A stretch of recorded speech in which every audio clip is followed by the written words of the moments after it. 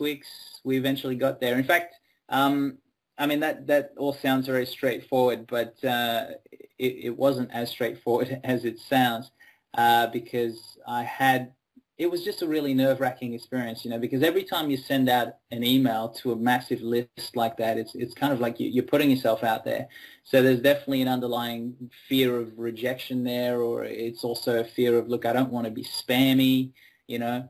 And then when you have people sort of like whom you might have considered friends unsubscribe to your emails, it's like, oh, okay, is this too much, or what's going on? So it was yeah, the emotions I think that you go through are well worth highlighting or underscoring, because it's not just as straightforward as you just send off a heap of emails and the money comes pouring in. I think if you're disconnected from the exercise, as in, if you're a marketing company doing it on behalf of the author, then of course there won't be that emotional investment. But for me, because I had written the book and these were my personal and / professional contacts, it was, it was a bit more, there was a bit more emotional investment there. So to tell the story, I got to the point of, I think, where I was about 3 days out, 3 or 4 days out, and we had raised under half, the funds. And I actually wrote to Possible and I said, look, I feel like I've been pushing this as hard as I can, and I think I'm going to have to give up. And they said, look, don't do that. Usually you'll find that the majority of your funding will come in the last 48 hours. So we urge you to just send one more email, express the urgency that, the clock is ticking. It is an all or nothing crowdfunding model, and you need everyone's help to make it happen. And so I did that, and and we got there. So it goes to show that, it's not over till it's over. So does that give you a bit of a description? Yeah, so it was all done through email, no social media or anything like that. It was all email contacts. Little bit of social media. I mean, I was posting on LinkedIn, I was posting on Twitter and on Facebook, and I also had people post on my behalf, or retweet or share on Facebook. But I found that the majority of traffic did not come from those sources. I mean, that was, for me, that was my case. So you'd find that every time I'd send an email out, you'd have an influx of people who had connected to that particular email and the messages within that email, and then, would support. So I would definitely not rely solely on social media. And with the email list is obviously something that you've built up over your years in the business. So it's all sort of business client contacts, is it? Or yes, exactly. Yeah, that's what it was for me. So it was all my personal contacts through email, and then all my LinkedIn contacts, and all my professional email contacts as well. So that made up the majority of the email list. And when you said that, they connected to different messages in different emails, how much did you change the emails as you sent them out? What sort of things did you include in there? Sure. They really were quite different, one from the other. So the first one, as I said, was more a description, like very kind of factual, the book's been written, we need the funds to get it published, this is crowdfunding, this is the platform. That was it. Then talking to people, like there were some people who were confused. They were like, oh, look, we don't really feel comfortable about investing in something. And I was like, well, hang on. What do you mean? And they said, oh, well, it's an investment, right? Like, I mean, if I pledge, I don't know if they even use that term, but if I support this, it's like putting money up for an investment, and then we get returns on the investment. And it was so interesting, right? Because I was talking to business people, and so that's the way that their minds were working. So then I had to send an email to clarify, look, this is not an investment. It's essentially, you need to think of it more in terms of pre-purchasing a book rather than investing in the publication of a book. And then people were like, oh, okay, if that's what it is, then, we're happy to pledge and to support you, because people just didn't feel right about kind of entering into a joint venture. You know what I mean? So that was another email, the clarification. And then there were emails to say, look, please take some action. Either click yes or click no, but do something. And that, because you've got to ask people, because people are very passive, aren't they? that's right. That's right. So you know, that particular email was, hey, please do something. And off the back of that, I got quite a few unsubscribes, but I also got quite a few you know, pledges. So it was really kind of you know, crystallizing that either support it or at least let me know that you don't want to receive any more of these emails. Then there were softer emails, like appealing more so to, you know, the creative aspect of the venture. And then towards the end, the email was really based on the fact that time was running out, the clock was ticking. So it was a whole journey. And yeah, no two emails were alike. And I probably sent between 6 and 10 throughout the whole campaign. I suppose now would be a good time to sort of, I suppose we've missed a little bit out on what how crowdfunding works. It's got to do with people pledging, and then if you don't reach a certain goal, you don't get to keep the money. Can you expand on that a little bit? Sure. So different platforms, I believe, may work in different ways, but the way Pozible works is it's what's called an all-or-nothing funding platform. So it's up to you to set your budget, and it's up to you to determine the time frame within which you want to raise the funds. But once it's set, then it's pretty much set in stone. So like I said, for me, the funding goal was $7,500, and the time frame I'd given myself was 45 days.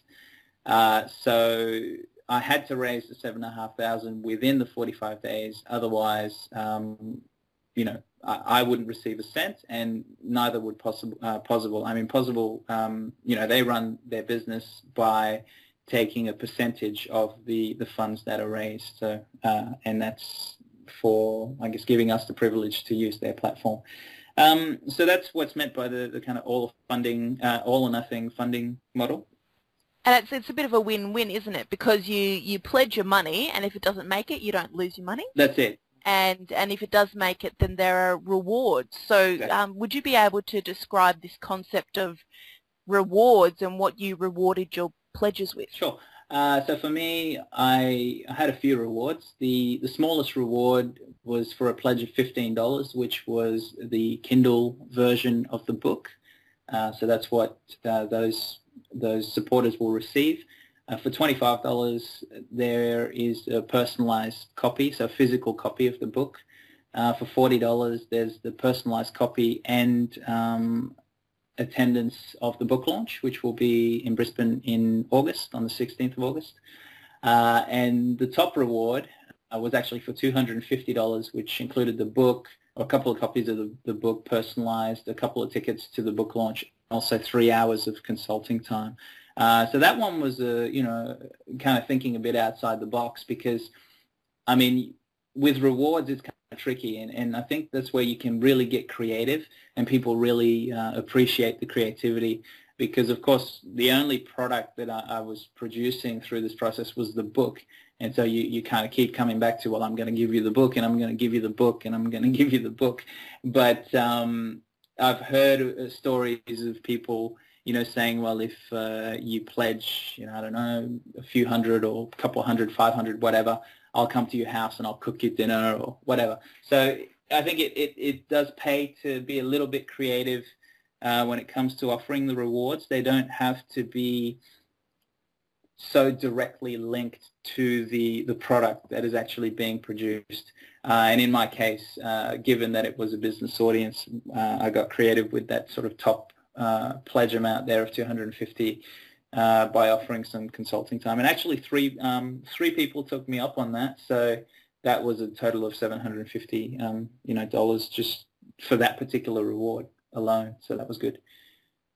And in a way, the reward makes it less of a donation and more of a an incentive. That's right, and I wanted to point that out before actually. The word donation is actually not used in the concept, or at least on the Possible platform at all, because the way it's viewed is that a person is receiving something tangible for the money they put forward. So yeah, the term that at least Possible use is pledging, and then they talk about supporters. So it's almost like a pre-purchase of something, you know.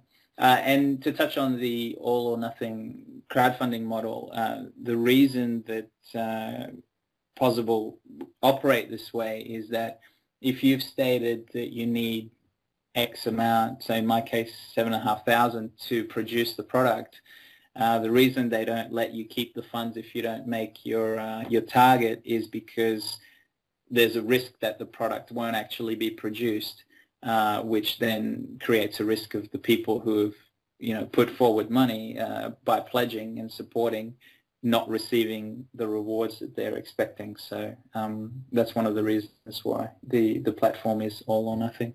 They want to make sure that you actually get your project done, you know. And it's great incentive as well to make sure you finish something as well, because a lot of creative projects start out and are never finished, and so it's when you know that there's a lot of people there just waiting, waiting for you to be done. It's a bit of a kick on the bum. Oh, absolutely. I mean, I have to deliver this now. You know, I have almost 100 people or thereabouts who have supported the project, and yeah, they're waiting for their book, and it's great because I see them at you know, functions, or we exchange emails and, oh, how's the book going, you know, and oh, this is where it's at the moment, you know, just finishing the editing phase, and it will be off to the printers in a couple of weeks, and it's really nice. Like coming back to my point when we started the conversation, that's definitely a benefit that is not to be overlooked. I mean, the funding, yeah, of course, it's kind of straightforward. That's why people are doing crowdfunding, but you do build up a support base, which is invaluable, I think, with any creative enterprise, because yeah, it's just nice to have supporters. Definitely, it gives you a bit of a boost. Yeah, absolutely. You just mentioned before there that your fundraising amount was $7,500. I mean, that's huge to be able to raise that much in 45 days. Yes. How did you figure out how much money you would need to be able to get the project off the ground? Sure. I had quotes from the respective people involved. So the editor had already quoted how much she, you know, was going to charge to do the editing. The designer had already quoted. I'd already received quotes from the printers, and then I also had to calculate in there a kind of per head cost for the event, for the book launch. And so when I added all those things together, that figure of 7.5 was the sort of the most logical, you know, cost for the project. And yeah, that's how I came up with it.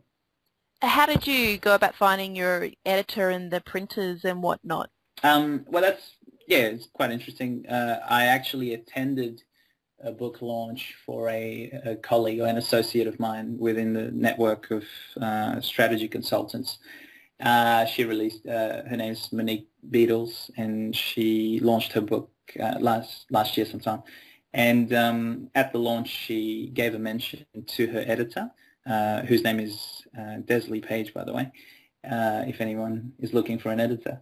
And so I got talking to Desley at the end of, or after Monique had spoken, and I said, look, I'm writing a book at the moment, and it sounds like you've done a good job. And I also read Monique's book, and I knew that she'd done a good job with the editing, so that's how I found the editor.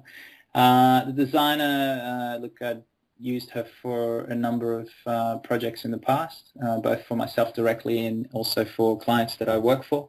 So I knew who to go to there. So Georgia Wilson is her name. And so she gave me the quote there. And in terms of the printing, I'm actually using Amazon's platform, CreateSpace, yeah. So I'm really excited about that. I mean, it's a print-on-demand platform that essentially has your book listed on Amazon at the same time by that process. So. what is the, because I know that Amazon can sometimes